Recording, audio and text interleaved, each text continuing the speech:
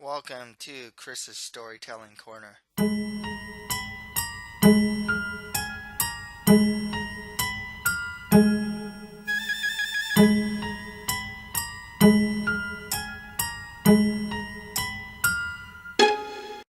My name is Christopher Moldong, and I am an author. So, in stories, we get all types of different characters. We got the good guys, we got the bad guys. Some of the good guys do noble things, they help others, they help save the world, yada yada. Bad guys, mean intention, cruel, they have cruel intentions, they want to take over the world, they want to get revenge, something, something, something. Uh, there are also characters that are just very arrogant and very cocky and think they are the best thing since sliced bread and absolutely fool themselves. So, today I am going to list the top 5 most arrogant male characters in the Marvel Cinematic Universe. Next week, I'll do a list of anime characters with the worst luck. You can check out my author's website at www.chrismoldong.com. You can buy my first novel, a fantasy adventure called The Mustard Prince in the Condiment Kingdom, for $4.99. Also, for $2.99, you can buy my short story collection, a collection of 10 short stories into horror, fantasy, and realistic fiction genres. You can check out my Twitter page and author's Facebook page. Links to all these will be provided on the description. Don't forget to subscribe, share, and comment to this channel if you're on YouTube, or follow, share, and comment on this channel if you're listening to this on SoundCloud. If you're listening to this on iTunes or Stitcher, please rate, review, and share this channel. So, let's go start this list of the top 5 most arrogant uh, male characters of the Marvel Cinematic Universe with Ultron. Now, hear me out here. I know Ultron is a robot. He's not necessarily human per se. I mean, he's kind of got like an AI thing going on. Definitely has like seemingly human emotions. But we do know, I mean, he's a guy, okay? So, Ultron. Now, villains tend to be quite arrogant. They have to have that level of arrogance. They have to think they're better than the opposition to achieve their goals. Ultron wants to wipe out humanity. I mean, he just wants to wipe out humankind using Sokovia as a type of meteor. He feels that he is the next evolution of man, pretty much. Kind of is, actually. But, you have to be quite arrogant to say that. He, you know, he wants to rid the world of mankind, of humankind, and turn the world into a world of metal. So, he definitely thinks he's good enough to do that. He definitely thinks he's better than the Avengers. And, of course, he ends up failing, but, uh, he was definitely someone that thought very highly of himself. Number 4 on the list, Darren Cross from Ant-Man, the Yellow Jacket.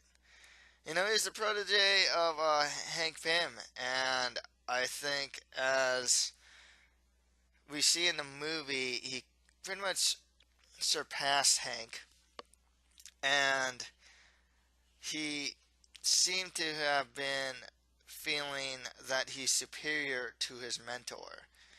He went to his house to apparently kill the guy. And he is a bit crazy. I mean, I remember one guy who disagreed with him. We're at a restroom. He shot this beam at the guy and killed the guy. You don't cross Darren Cross. He thinks very highly of himself. He is a genius in his own right. making the technology for the Yellow Jacket suit, but he definitely looks down upon Scott as well, the Ant-Man. He almost scoffs at the idea that Hank picked Scott to be Ant-Man, as if, he's not good enough to wear the suit. And Darren obviously thinks he is good enough to not just be the Ant-Man, to wear the yellow jacket and kind of just do whatever he wants. So he also had this air of like arrogance to him. Now, other villains of the Marvel Cinematic Universe had it, whether it's like Ronin, uh, the guy from, I forgot who the guy was in Winter Soldier, um, who was like Nick Fury's friend. They all have a level of arrogance to them, but Darren Cross, he really came across, and I don't mean to pun here, as a guy that was just a step above as far as cockiness goes, as far as villains goes. So, with the heroes now, number 3 on the list, Stephen Strange from Doctor Strange. Now, I'm going to refer to Stephen Strange here more on the beginning of the Doctor Strange movie, because near the end, when he started to get it, he was less cocky and more like forthright and whatnot. I mean, but when one doctor tells him that now's not the time for showing off Strange, he goes back and tells him, how about 10 minutes ago when he called the wrong time of death? I mean, Strange definitely thinks he's pretty much like all that, He can be very condescending to others. When Strange asked Christine Palmer to a speaking engagement, she declined, stating that she never enjoyed going to speaking engagements and that the only reason he went was because it boosted his already absurdly large ego. You go to his house. I mean, the guy is rich. I mean, just, his place? State of the art. His car. State of the art car. He's on his cell phone.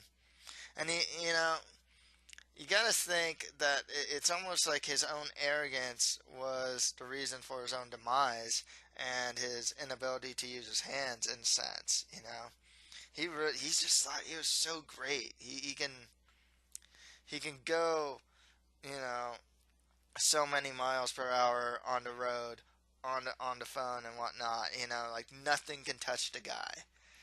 And, he finally saw reality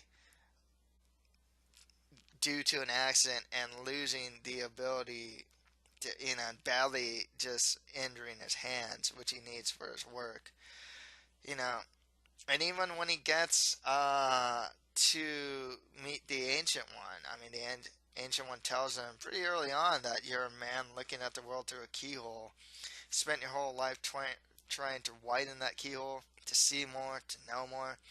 And now on hearing that it can be widened in ways you can't imagine, you reject that possibility. And he says, no, I reject it because I do not believe in fairy tales about chakras or energy or the power of belief. Now, I don't know how you'd want to interpret that. I think there's a level of like arrogance there, First off, he's just really condescending. Just like, what you're telling me are fairy tales and nonsense. I'm there's a sense of like, I'm better than this.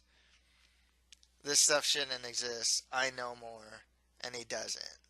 So, he's a guy, like I said, how he lost his hands. In a sense, it's like he doesn't accept things, almost like his own arrogance is his own demise, too. So, number 2 on the list, Thor, from the Thor movies. I am mighty. Doesn't get more arrogant than that. And And he says that right before he, or he says that actually as he was under like some sort of like mind control from the Scarlet Witch, and then sees himself back in Asgard. I am mighty. Thor. He's one of the good guys. He's a protagonist, strong, noble, brave, all that. But man, he has some long-winded speeches. I mean, to the point where when Ultron had him, he had nothing else to say. um, he likes to boast. He oh, he almost I wouldn't say he has a disdain for humans, but he finds them particularly weak, like the first Avenger movie. He just I forgot what Nick Fury said, but he just kind of scoffed at the weakness of humanity. He he he pretty much like treated uh Rhodes' story, or Warmer, is it not Cody Rhodes? Geez, I remember his last name was Rhodes. But War Machine's story as kind of like, oh hey, great story, man. Mine is better. Well, he didn't have his own story, but like what I've done is like way better than what you've done. It's kind of implicit. But yeah, Thor can be quite the arrogant guy. Number one on the list, though, this one's kind of a no-brainer to me. Tony Stark, Iron Man. Uh, I am Iron Man. The way he just carries himself. He's smart. He's rich. He knows he's smart. He knows he's rich. I remember when Steve Rogers and Captain America said, like, is everything a joke to you? Tony Stark says, funny things are. He always has these witty one-liners. Um, he always has to have a comeback for what you say to him. Um, you know, and his arrogance, in a sense, causes calamity.